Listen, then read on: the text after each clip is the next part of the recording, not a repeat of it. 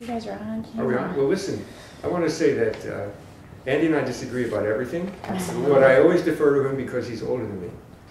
And I have a lot of respect for age. That is a lie. That is a vile canard. So fire away. All right. So first of all, we have Alan Rinzler, legendary editor extraordinaire, and Andy Ross, former owner of Cody's Books and current owner of Andy Ross Literary Agency. Yeah. So we're going to talk about publishing and writing and blogging. So first of all, can you guys talk about the changes that have taken place in the publishing industry in the last few years? Borders is closed, author advances have plummeted, new authors are turning to self-publishing, some literary agencies are becoming packagers for self-published authors. All of the above are true. And since I'm so new, I've talked to other agents, and they all act like the sky is falling. They don't quite know what to do, because agents are classic intermediaries, right? They're mediators, and the world is becoming, what's the word, disintermediated. So there's a lot of soul searching going on. Since I'm a new agent, for me it's all new and great, and everything's an opportunity. So I haven't figured out where I belong in the break. Disintermediated meaning? Disintermediated is it's a term of art used by internet gurus, where they believed, and it's not used so much anymore because it didn't pan out, but they believed what the internet would do would disintermediate, that people would buy products directly instead of through a publisher or a department store. Well, don't you think that is happening in a sense? Well, for one thing, readers now can directly access, and authors often want them to reach them directly, right? So the biggest change, one of the hugest changes I see, I need an editor, but one of the major changes that I see is that for the first time, authors and readers can have a direct contact. That's a tremendously huge change. It's changed the way books are sold. It's often changed the way books are written. And that's an example, classic example of disintermediation. Yes, that is happening. And the whole trend toward self-publishing, which is obviously it's the same principle. They're the mediator's the publisher, and the publisher is, I don't know if it's being eliminated, but the writer has become the publisher. Well, just this morning in the New York Times, there was a piece that Perseus, did you see this? Perseus has started a self-publishing division, joining Bloomsbury and many other companies in offering authors a self-publishing resource where they get 70% of the royalties, 70% of the royalties, and the author is the publisher. And they provide some services if you pay for them, just like iUniverse or Ex Libris or Author Solutions or Lulu or Amazon. They're all, there's a huge industry now of people who are getting big-time authors as self-published clients. Now, the interesting thing about this article is that Perseus announced they have a deal with Jean-Claude Nesbitt, which is one of the biggest, most powerful agencies in New York. I know Lynn Nesbitt since she was a kid, and she's had many very famous clients, you know, whom I've published, and many that I wish I had published. And they made a deal to work with, to allow their authors, big-time authors, to publish on the self-publishing channel through Perseus. Well, what's happening with these big agencies, they have these, they represent a huge amount of books, many of which are out of print. There's no other access to them, and getting an ebook up and running it's trivial. You essentially, if you have a Word file, you hit a button, and an hour later it's in a number of different formats. And if you don't have a Word file, many of them don't. I did this the other day just to see what it was like. For I think it was $60, I sent a book of a friend of mine. And it was not an easy book to format. I sent it to an OCR, optical character recognition company, and it was a self-help book. So there were a lot of tip boxes and bullet points and things like that. And 2 weeks later, they charged me $60, and they sent it back as a Word file. It wasn't completely perfect. They're supposed to be 99% accurate, which is to say that only 1 out of every 20 words is going to be misspelled. But it's pretty. With the margins and no, the margins were fine. They're okay. Yeah, it was really good. There was the author had to edit it, but it was essentially after an edit job, it was ready to go, and you could. I studied up on Smashwords, which is another one of these organizations, and it's very easy. It's very easy. You have to provide some kind of cover art, which you can do for $50 and do it yourself. And if you put it on Smashwords, they can upload it into different venues.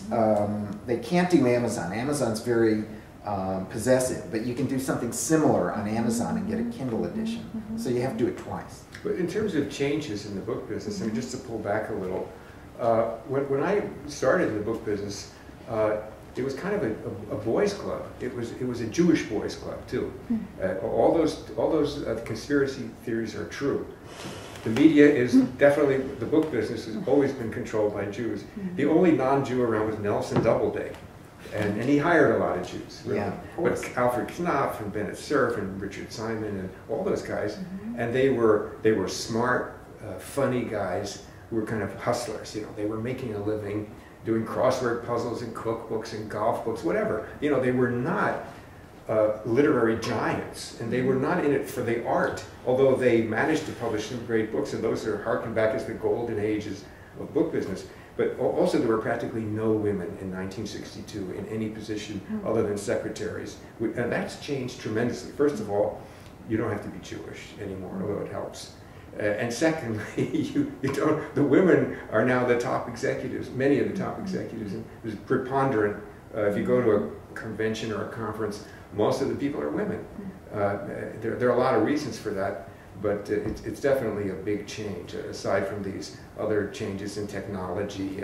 We used to have computers, obviously, or calculators, or everything was, you didn't have copy machines, you know, it was really different. You know, one of the things I've thought about, and Alan can maybe shed a little light on this, is that I'm wondering how much literary fashion has to do with the kind of social, you know, makeup of editorial. And, you know, most of the great kind of the iconic literary writers of the 60s or 50s were kind of Jewish men. And that was when most of the editors were men. And now most of the editors are women who are, I don't know, 30 to 45. Or older. They're not all Jewish. Their names are frequently Stacy, Tracy, and Jennifer. They tended to go to Ivy League schools. For some reason, Brown shows up a lot. And the great literary writers now are women. I wonder if that had something to do with it. Yeah, it's true. I think in many ways that's a good thing, but it has become a little, the pendulum has shifted. I think Oprah Winfrey has a lot to do with that also. You know, not to be snarky exactly, but there's a whole school of memoirs and novels about women as victims and men as insensitive brutes. I mean, it gets me. It really brings out the worst in me personally, because I get so tired of that, you know. And then all the sensitive men are kind of like gay guys or feminists or something, and it really is annoying. Well, I don't feel so bad about that. I think when it comes right down to it, men are brutes. But one of the things that I think is interesting, that if you think about literary fiction now, today, it is essentially women's fiction. It's kind of, they call it upmarket women's fiction, and that's what literary fiction is. Men read, but they tend to read sort of manly books, like thrillers and golf tips. Mysteries, thrillers, hard-boiled. Although women read more mysteries. It's interesting. You know, the truth is, these are all speculative theories. There's no hard data. There's no real research exactly about any of this, but it's just, if you look at the bestseller list, that's what you're seeing. Well, there is research on women, on demographics of readers, and it's mostly women. That's true. Well, and recently, Justin Cronin, who had won the Penn Hemingway and Whiting Award for his literary novels, started writing post-apocalyptic vampire novels. So what do you think of that? I think that's where the money is, although it's not going to last forever. I think that train is leaving the station. And I've been working on young adult books, and the only young adult book so far that I've gotten published is a zombie novel, which, interestingly enough, Hollywood is very interested in it, and we'll see what happens. But well, just to disagree slightly, there's always been science fiction. Science fiction has always been popular, and some serious writers have written science fiction. Ray Bradbury and Arthur C. Clarke and Robert Heinlein and some others. And what's called now paranormal, zombie, post-apocalyptic, it's just another word, as far as I'm concerned, for the tradition of science fiction, which has always been popular. And I don't think you can jump on a trend either, because if you jump on the trend, it's too late. It's over. Yeah. But what really counts, and this is what hasn't changed in the book business, is that a story is a story. If it's a good story, if it's well written, if it keeps you turning the pages, has great characters, you become engaged in it, the mythic science fiction conventions are consistent, so it makes sense within the fantasy, it'll sell. I mean, it's just as hard to do it now as it always was, whether you self-publish or whether you go with a commercial publisher. Well, and more literary novelists, though, are turning to genre fiction. Have you seen that? I don't think it's all that. I disagree with that. I think a lot of literary novelists are writing mysteries, which is one of the genres, but they write it in a literary style. And if I got one of those, and I have gotten them, I would tend to send it to a literary editor, not to a genre editor. They should make a distinction between sort of hack pulp genres, you know, like Harlequin romances and serious romances. You know, because it's the same genre, there's really a difference. Who's the famous Canadian?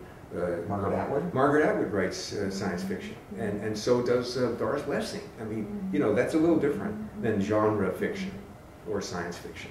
I've been doing a lot of work in young adult, which is a genre, and they say that not to follow trends, and I believe that, but I also look at the deals that come down every day in Publishers Marketplace, and probably 2/3 of the young adult deals in young adult are paranormal, and almost all of the readership of young adult is girls. It's very hard to get a book published about a boy.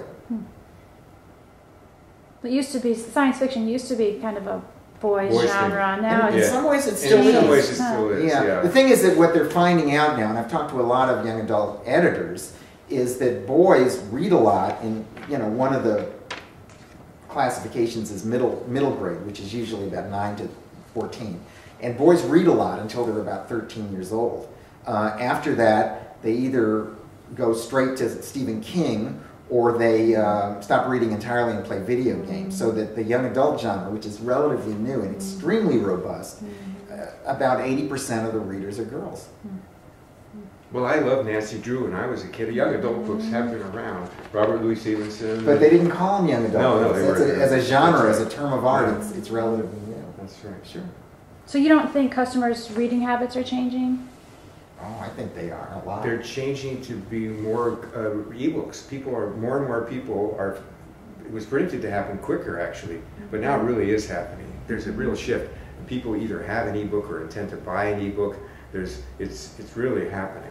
But that doesn't change people's reading habits. It's just another type of paper. Right. It's an e-paper. I mean, as far as the types of books they're reading, whether they're ebooks or print, do you think that there's a lot of diversity in the bestseller list? I recently did a post on the bestseller list, and even the New York Times recognizes that by now having a total of like 23 or 4 different bestseller lists because of the diversity, and they're all selling vigorously within a certain plateau. The fact is, all book sales are down.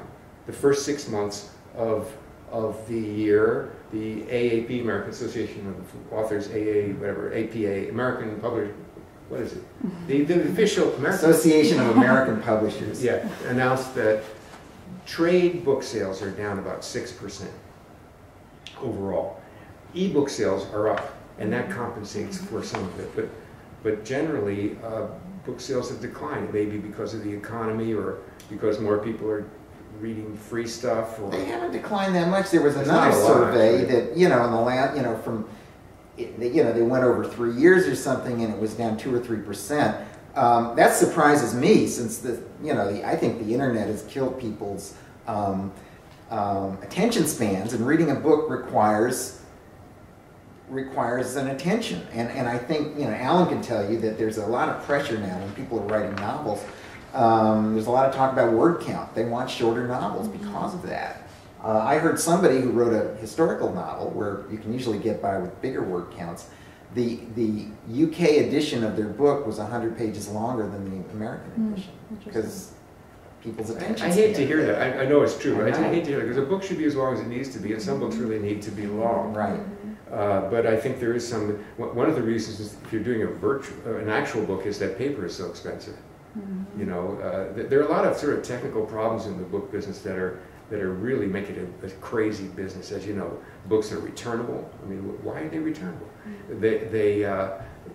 As a bookseller, I can spend an hour or two talking about why they're returnable. Yeah, I know why. No one would take any if they weren't. That is true. But also the amount of time that publishers are holding books in the store before returning them, it keeps shrinking. And that's not good because sometimes it takes a while for a book to catch on. So there are a lot of changes like that. This is kind of a new subject, but, the truth is, it was kind of surprising. There was another survey, which I write about in my blogs when I see them. I see them in Publishers Weekly. Most books are still bought. Most books are not bought online. Only about 20% of books are bought online. You'd think with all the talk that it's the opposite. And it is changing, for sure. Just last year, Amazon supplanted Barnes & Noble as the largest single venue for books. But one of the things that's sort of interesting, and I know Alan has sort of written about this as well, is that, although we may not agree on this thing, there was another recent survey that said only 20% of books online are impulse buys. 40% of books in bookstores are impulse buys. And recently I had a kind of a conversation with Chip Gibson, who's president of Random House Children's Books, largest publisher of children's books in the world.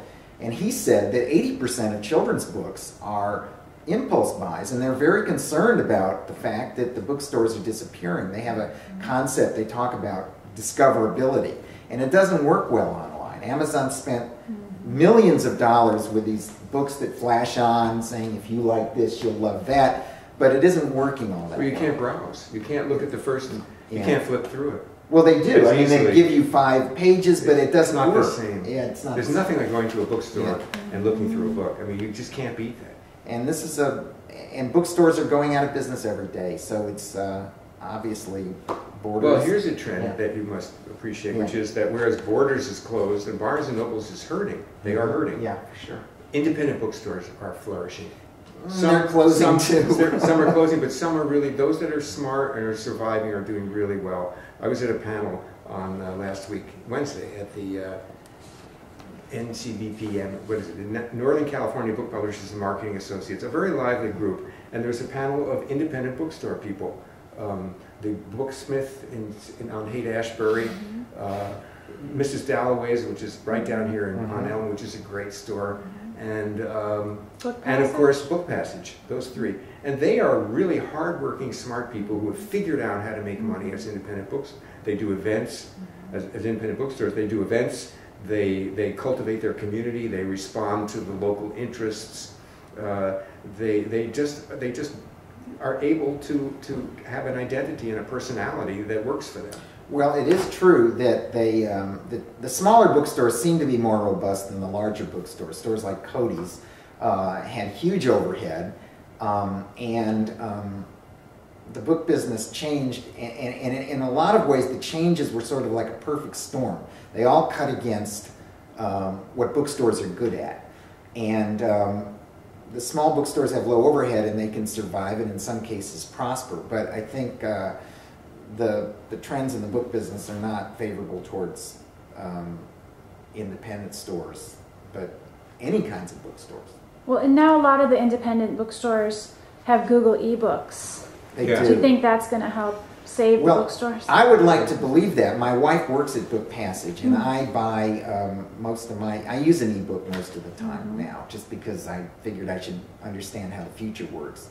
And I recently started reading a regular book. I hadn't done one in a few months, And it smells better. It's the experience of reading a regular book is much better than an ebook. I mean, you have black on white instead of dark gray on light gray.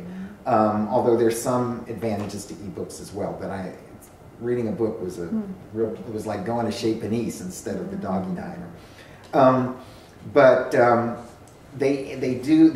You can get books from Google Books through independent bookstores, and for the most part, the prices are the same as they are on Amazon, which is unusual. Amazon has succeeded by cutting prices and being willing to lose money to gain market share.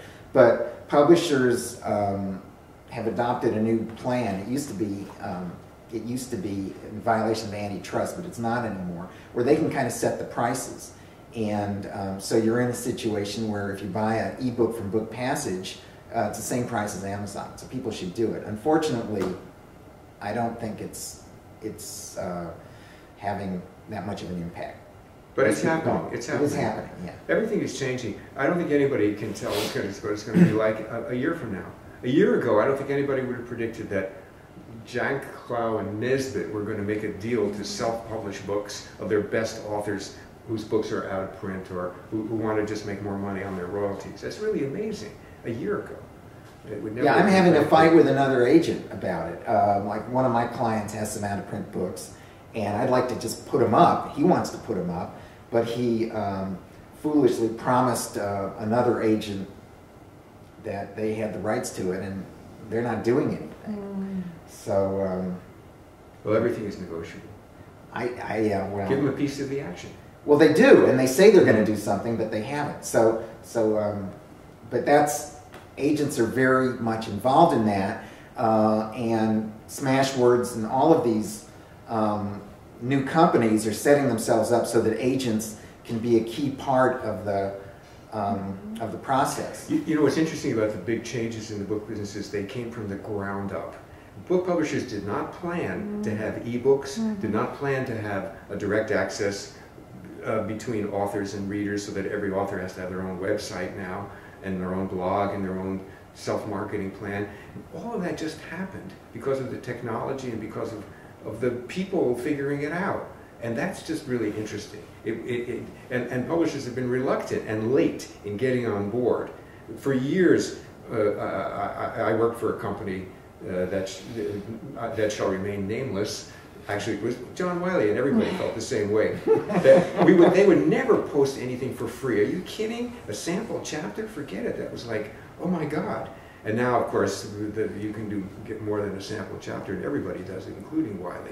So there's been a lot of dinosaur thinking and fear of technology and wanting to do things the old way for publishers and agents and editors and everybody in the business, because they're not math and science majors, none of them. For the most part, they're English majors and humanity majors, and they don't feel comfortable. Went to Brown. Yeah, they don't always feel comfortable doing stuff like converting to 6 different formats, even though it's not that hard to do, or reading an ebook where you flip with your thumb like that.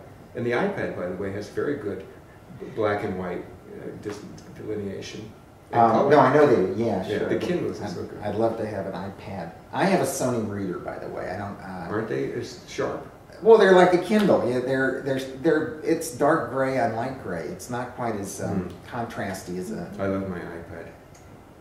Wait, so what do you think about the ebook pricing? Because a lot of ebooks now that you buy through Amazon or through Google eBooks are only $1 cheaper than the hardcover. A lot of them are 99 cents too. Well, those are the self-published. Well, those are the self-published, but the ones coming through the big 6 are often almost the same price as the hardcover. Well, they're lower. Well, the ones that I buy tend to be, because the Amazon hardcover price is already so low. Well, Amazon can no longer set the prices. That was a big breakthrough.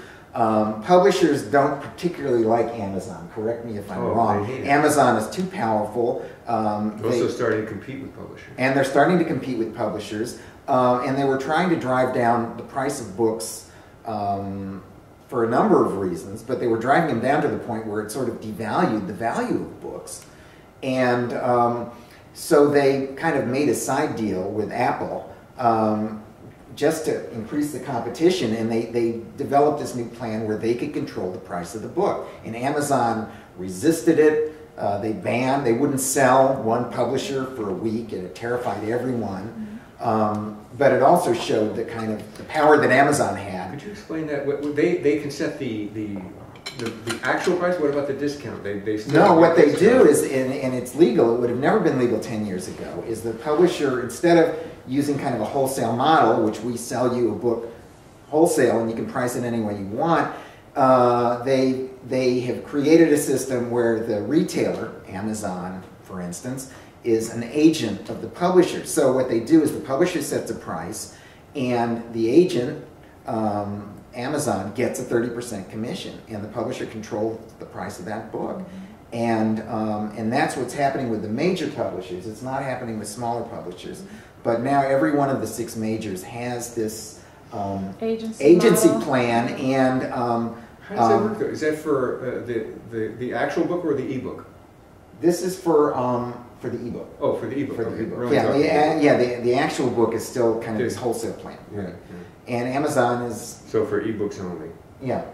Therefore, the ebook prices are still kind of up. They're often $12, $13, $14.99. Yeah, but the hardback prices tend to be $25. Not if they're discounted. Well, the Amazon hardcovers are usually around 16. Right. Yeah. So I mean, there's not that big of a difference, right. And often the ebook is $1 or more than the paperback. Yeah. They're not. You would think they're less expensive. They don't have to print books, but well, they're not. I think this hasn't been resolved yet. Yeah. The story is not over. Yeah. You're right. It's a little bit weird, and what's going to ultimately influence it is I think readers want a cheaper price. Everybody wants the price to be lower, and the self-published ebooks, which are very substantial, can, as much as $99, $199, $299. Why go to $7.99 or $12.99 or whatever? Well, I think you have to decide. First of all, a lot of these ebooks are given away and I think you have to decide the value of. One of the issues is the value of intellectual work, which is if somebody spends 5 years writing a novel, it's probably worth more than 99 cents, whatever worth means. And this brings up another issue of what's the value of, and Alan's written about this, so have I, but what's the value of a traditional publisher in the new world, in this new world? What kind of value do they add? I went to New York and I was talking to, because there's this kind of philosophy of disintermediation where you don't need publishers anymore, they're dinosaurs, they don't really add value, they don't promote books. What do they do? And I asked a bunch of editors about that, and they didn't have very good answers about what the value they're adding, mostly what they said. And there's something true about this, is that they provide a really good editorial experience, that a lot of these small press books are just kind of thrown up there, which is really true. And if you think about it, it's very difficult. It's easy to get one of these small press books, but it's difficult to sort out what's good from this kind of ocean of mediocrity, because like everything else on the internet, everyone's an expert. It's like Wikipedia. You don't know what do you mean by a good editorial experience? How can these New York editors say that when most of them don't do any editing? I used to think that, but I don't think that's true. What is true is that they expect a book to be perfect when they get it. It has to be well edited, and that's why agents do provide value, do add value. But once it is edited, some of them will do a lot of work editing it. I think. You edit it again? Yeah, they will edit it additionally. Yeah, and I think if you look at it in aggregate, if you buy a book from Knopf, it's more likely to be a better book than if you buy a 99-cent book from Smashwords. Well, this is a complicated issue because, first of all, many self-published authors are seeking developmental editors. There's a whole new profession of freelance developmental editors. You know that, and I know that. And I always recommend Alan when I find and you have Zoe Rosenfeld, and that's a whole business. And there's a lot of other people I know who used to be acquisition editors and are now doing developmental editing, and they're being hired by self-published authors. But also, has your business increased since the self-publishing has grown? Yes, it has, substantially. Okay.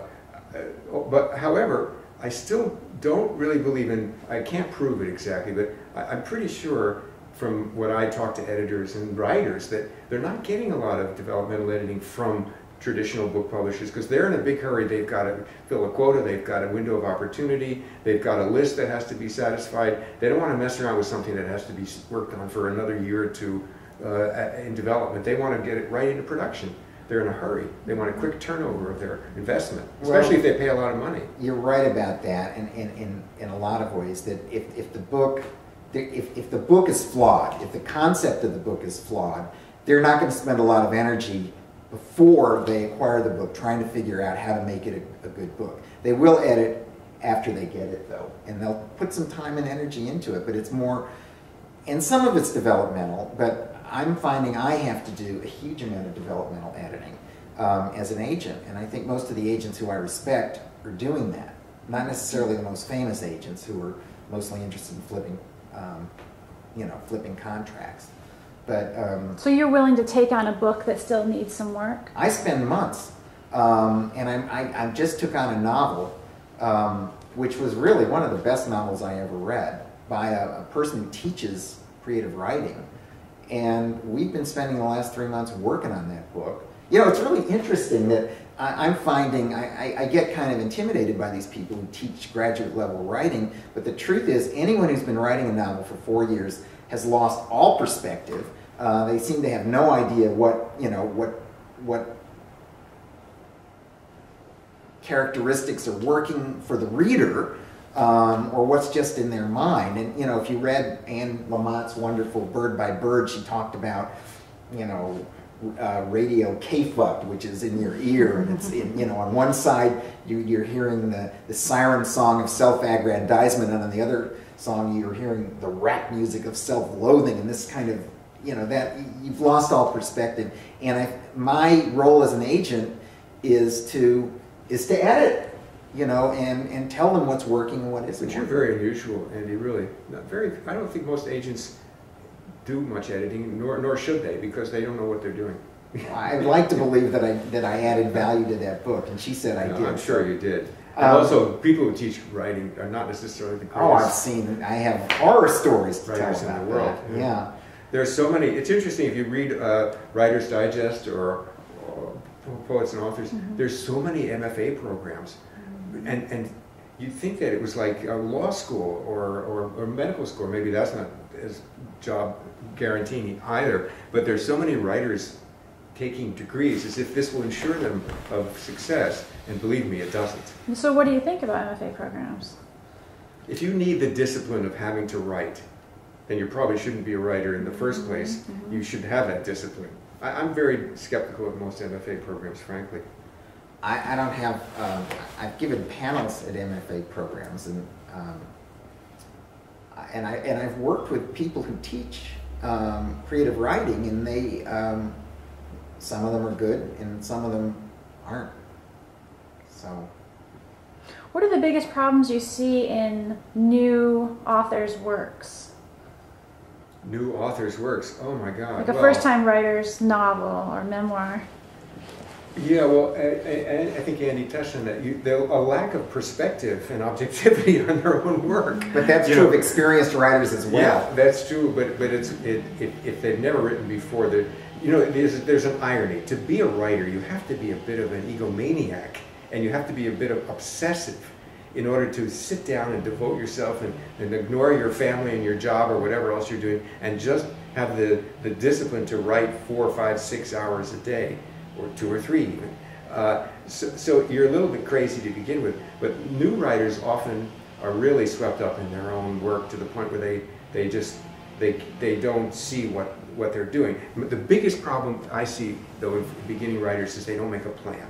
They feel like if they close their eyes, the muse will come to them and put their pen on the paper, or their fingers on the keyboard, without making a plan. The best writers I know and work with, the very best, Toni Morrison and Tom Robinson, yada yada. They all really think about what they're doing and try to make a plan and revise it. An outline even, or some kind of a storyboard, or some kind of clear vision of what the path about where they're going, why they're going, and where it's going to wind up.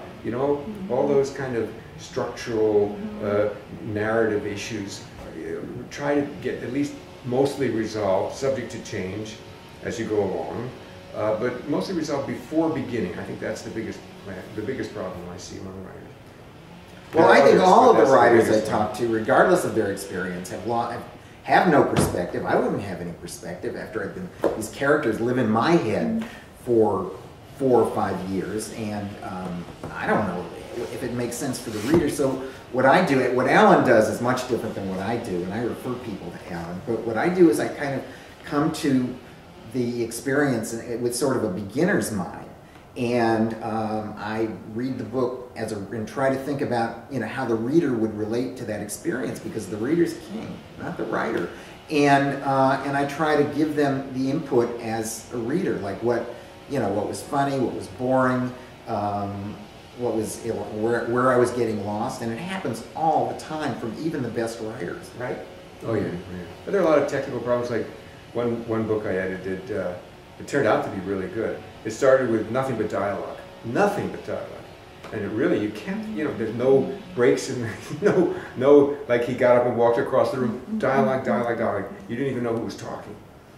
Or some books have no dialogue. There's all kinds of things that are too much visual description, not enough visual description, things like that. A lot of digression, a lot of, unnecessary tangents and backstory problems. Like, how do you tell what happened before the book started? That's a major problem. Then you have these big information dumps at the beginning of the book, where it's prologues. Heavy prologues, or like that formulaic or opening car crash, and then then the big dump as to how it got to that point, and then picking it up again. There are a lot of little structural problems. Well, I thought about that. I actually was kind of working very closely with a friend of mine whose book I sent to Alan, and kind of neither she nor I had much experience writing novels, but we kind of together worked through these problems with dealing with backstories and information dumps. And one of the things that's interesting is I've been influenced by movies and the way they tell stories, and it's quite a bit different. Movies always have prologues because the film script is much shorter, and they have to find ways of getting the information out in a much simpler form. And it's easier too, though. Making a movie? Yeah, I mean the way you can doing a prologue, it solves a lot of problems. Cinematically, it goes much faster, and it can be very. And dealing with backstories, what I'm finding, publishers are very, they're very tough on that. If you start, they just think it's lazy writing, and they don't like it. But you have to, somehow it has to get in there, and that's the art of writing. I mean, it's not easy to feather in, people's personality and history without telling about it, like in a kind of encyclopedic way. Footnotes. So you've been getting a lot of self-published, or writers who want to self-publish? I've been getting a lot of writers who want to take control of their destiny and saying, I want to self-publish this book, but I know it has to be a lot better than it is now, and I'm going to do this, but I want you to be the editor, and I'll do whatever you know. And so do you think the quality is as high as those who want to go through the traditional process? Yes, absolutely. Absolutely. The quality is not as high as a great writer who's already been published, but the quality is as high as somebody who says, this is my first book and I want an agent. And boy, is that a frustrating experience for the most part. It's pretty hard, although Alan sent me some of his clients. Yeah, and you didn't take any of them. I didn't take any. But that's, that happens. I make recommendations, but who listens to me? I get rejected a lot. Of their own. I get rejected. Everything is hard to get published in traditional publishing. And I get a lot of people who've had good experiences publishing books I just fall in love with. And I get a lot of rejections. It's like my social life in high school. And people who are important historical figures with original information, I get rejected. Pulitzer Prize winners. Do you worry that the literary agent will be obsolete 5 or 10 years? Well, I always worry about that, but I think I think the publishers, it used to be, it's funny, they hated literary agents. I think Alfred Knopf said a literary agent is to a publisher as a knife is to a throat.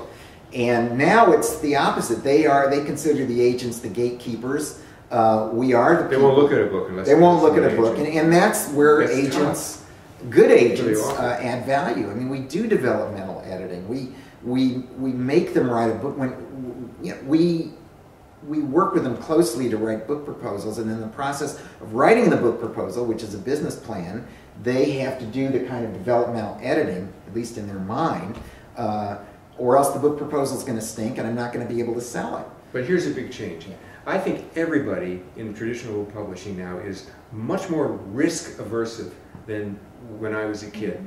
They don't want to make a long-term investment in a writer. They want something that's a big hit now. They don't want to spend a lot of time editing it. They don't want to spend a lot of time selling it. Everything has to go faster because you got those quarterly reports for publicly held capitalist companies, and you can't just say, well, this writer's going to be very successful in 3 years, I think.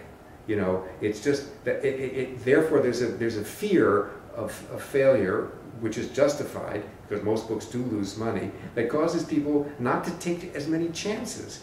I hate to, one thing that was true about it 40, 50 years ago was you would invest in a writer like Joe Heller because you thought his next book would be great.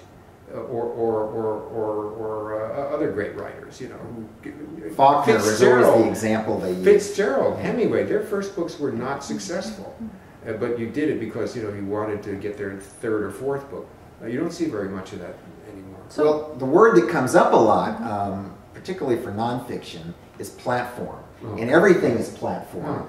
And essentially, they want you to. What it comes down to is they want people who are famous and who have access to media. Platform to me means two different things. Number one is that if you're writing history, you have an endowed chair in Harvard in history. The other form of platform, which I think is much more persuasive, is that you're sleeping with Oprah's hairdresser, that you have access to popular media. And as a new agent, I have a much harder job because most of my clients, some of them have pretty good platforms, but most of them I have to discover new talent. And it's very important, and publishers will tell you that it's very important, but it's also very hard to get this new talent, to get the publishers to commit themselves to new talent. It's paradoxical, yeah. So what advice do you have for new writers on how to develop their platform? Well, we've argued about that, haven't we? Well, I think we actually agree. You can. We argued and then agreed. You can develop a platform if you're unknown online. That's one way to develop a platform, by developing a personality, by becoming integrated into a community of people who have the shared interests. Particularly, that's much easier in nonfiction. Although a lot of fiction. Women writers and male writers develop a platform online by putting their work out and people reading it and developing people who like it and getting a following, so that by the time you get to a publisher, you can say, hey, I've got 6,000 hits a month. That's impressive. Well, I don't know how impressive that is, because I was just reading a very good blog entry about this. And it is true, publishers expect you to do social media and to develop your own platform. But what I'm finding is there are certain limitations to that it's hard to develop a platform if you don't already have platform. And I think I mentioned that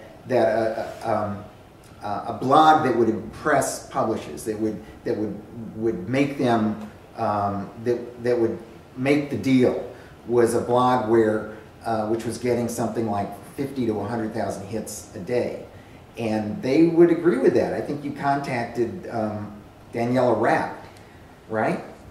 Yeah, but she said, I think she was talking more per month, not per day. Well, that's still 50,000 hits a month. It's a big number. It's a big number. Most Yeah. people aren't going to do that. No. I mean, they will publish other books. They don't make the decision just based on the number of hits on the blog. But well, there are other ways to do platforms. One is to win a literary prize of some kind. Another is to get published in a magazine or a literary journal, or to get somebody, a really persuasive and credible endorsement from somebody who's really read the book and respects the writing, or read samples of the book. That's hard to get. You have to be a good writer. But you know, I have this kind of naive feeling that virtue will triumph, and that good writers will always emerge, and that somehow, you know, if they keep writing, that the work will appear and be seen and read, and it will connect. Well, you know, I agree with that, and what I'm finding because I'm a new agent, and because I have to I dwell in the world of new talent. The best that I can do is find somebody who has talent, particularly in fiction where almost nothing gets published, literary fiction. And all I can hope to do is try to have them continue writing until something clicks, whatever it is, kismet, or an editor falls in love with it. I was meeting with literary editors last time I was in New York, and there's one who I respect a lot, and I asked her how many manuscripts does she read a year, and she had a log, and she said, last year I read about 250 manuscripts. And I said, how many of those ended up getting published? And she said 2.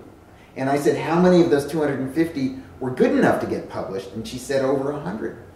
So that's the kind of, batting average you're talking about. In the final, I mean, you gotta be good, that's a given. You have to be good. But once you're good, it goes into this acquisition meeting, and decisions get made that aren't necessarily aesthetic. The one book I loved, and it made it all the way to the acquisition meeting, got rejected because they said something like the subject was a little too dark for reading groups.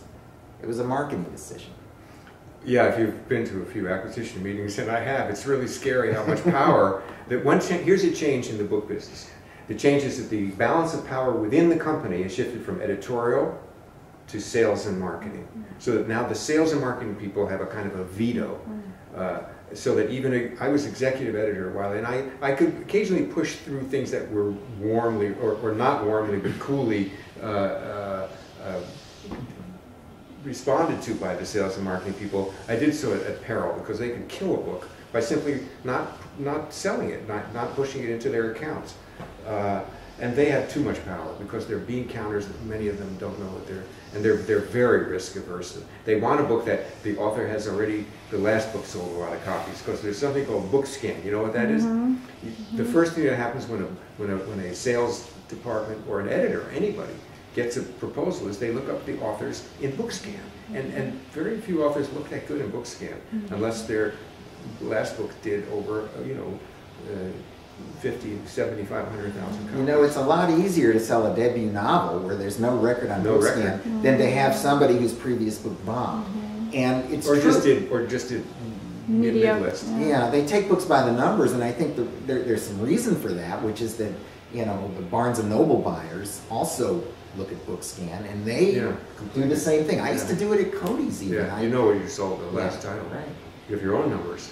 So, and it's the tyranny of numbers. And I know some agents, if an author's previous book didn't do well, they'll try to sell the book under a nom de plume, to circumvent. But that's crazy. How can you publicize the book then? Eventually the truth comes out. Yeah. So do you advise, so both of you have blogs. Why do you have blogs? Well, for me, it gives me an opportunity to be a grouchy old man and vent occasionally. But actually I have to keep that under control. My wife says, for me it's primarily a part of stimulating, encouraging people to hire me as a freelance editor. And do you think their blog helps? Oh, absolutely. I get many queries every day, most of which are not workable, but one or two are maybe workable, and if we can work it out, and if it's good enough, it's a tremendous source of clients for me. It's my primary source of clients. Well, I started my blog because my brother said as a marketing tool I needed a blog. And it turned out to be different, just because probably the way I am. Alan and Cheryl actually brought me in and decided to give me avuncular advice about how I was blowing it as a marketing tool. And Alan said, what do you want to do? Do you want to make money or do you want to sound off? And unfortunately what I said is, I think I want to sound off. And that's pretty much what my blog has become. Although every once in a while I feel it incumbent upon me to provide sort of the Writer's Digest 9 tips how to write a query letter. The problem is I'm embarrassed to do it because there's only 20 tips in the world about what you need to know to write a query letter, and they seem to be recycled almost monthly in Writer's Digest. There isn't that much. I can't spend my life writing tips about query letters, but I do it, and if you read my blog, you can get a lot of good information about it. Well, I think your blog is helpful to authors, and that's what I try to do. There's so much going on, there's so many changes, there's stuff to write about for authors besides how to write a query letter. My advice about query letters just don't write one period, end of story. I think query letters are a complete waste of time. Nobody reads them. Well, I think they do read them, but I do think that people go around to these writers' conferences and they charge money for workshops about how to write a query letter, and there really is only 5 things you need to know, and they should be short, and they aren't going to get you published. But an agent, you know, I look at a query letter, I want to know 3 things. I want to know what's the genre of the book, what's it about, and why am I the right person to write that book? And frankly, why am I the right person to write that book is the first thing I look at. That's but all when I I need. started my blog, the self-publishing was like pretty much still vanity publishing. It was for the lunatic fringe. And that was only 3 or 4 years ago. And so, you know, there's been so much happening that authors need to hear about. I think of the blog actually as not exactly self-serving always, but somehow public service in some ways, which will show people that they ultimately do need to hire me. Well, and do you recommend that writers trying to develop a platform blog? Or do you Yes. think the blogosphere is saturated at this point? Well, it's Yeah, like... but you don't have to write every day. You don't have to write what you had for breakfast. I think that sort of Nathan Bransford model has died. Nathan Bradford has a lot of fans, actually. Yeah. But it's hard, you know, and I see there's a number of agents' blogs, and they feel like they have to post every day, and they run out of material. I do it when I really feel like I have something to say. Yeah, And it's not always every day, or even every week. So do you think it's worth a writer's time to blog even if they're not going to get that 50,000 hits a month? I think you blog because you like to blog, or because you feel like you have something to say. And you like to write, you're a writer, you know, it's writing. You know, I mean, again, if you go, if you follow the Gospel according to Writer's Digest, they say you have to blog every day, blah, blah, blah. But if you don't have anything to say, nobody's going to listen to your blog. You're better off just doing occasional blogs. Yeah. when you feel But as far as developing a platform that's going to make an agent or a publisher, Well, publishers expect Oh, you to yeah, you have to. You know. I think you really have to. Although, if I saw something I loved, I wouldn't make the decision based on whether they blog or not. What I would do is say they've got to be on social media, they ought to blog, they need to have a website. But that, for me, is not the make or break part of the decision. do you take any of those things into consideration though? Well, publishers do, and whenever I do a book proposal, I have a section on how the author is going to market themselves, and I tell them that they have to, have a Facebook page, and they ought to blog, but none of those. That's not really going to influence the publisher's decision unless. I had an author who had 75,000 hits a month on her blog, and I couldn't get it published, so. One of the things that hasn't changed about the book business is people who are in the book business would not be happy in the oil business or selling cars or other kinds of work. They love books, basically. I mean, you don't make a huge amount of money unless you own the company. People who are in the book business make decisions often based upon irrational passion. I think ultimately the decision to represent a book or buy a book for your company is very personal, very subjective, and is based upon connecting with it on an emotional level that resonates for you. Which is why you have to have returns. Bookstores need to have returns. If your new line of underwear doesn't sell for $10, you can usually reduce it to a price where it'll sell. Whereas if a book was just somebody's pipe dream, it's not going to sell for any price. So books are returnable. Okay, we should finish up. Got any more questions? What's the last best book you've read, or your favorite book that you've read in the last 6 months? The Finkler question. I threw that down after 50 pages. I couldn't. I read it twice. See, we don't agree about everything. No, I mean that's. And you call yourself a Jew? The Finkler question? Isn't that the name of it? Yeah. The Finkler question, yeah. Won the It Booker won the Prize. Booker man, the man Booker. And you didn't like it? Oh, I got bored very early on. I mean, that's true of most of the I books. want to that read it a started. third time. And also, all of my friends, except Andy, love that book. Actually, my wife threw it down too. It's by a guy named Harold Jacobson. He's English, in his 60s, and it's about Jews who don't agree about anything. Jewish identity, Jewish anti-Semitism. That is, Jews hating Jews. Hey, I could get all that at home. I don't need to read a book. It's very funny too.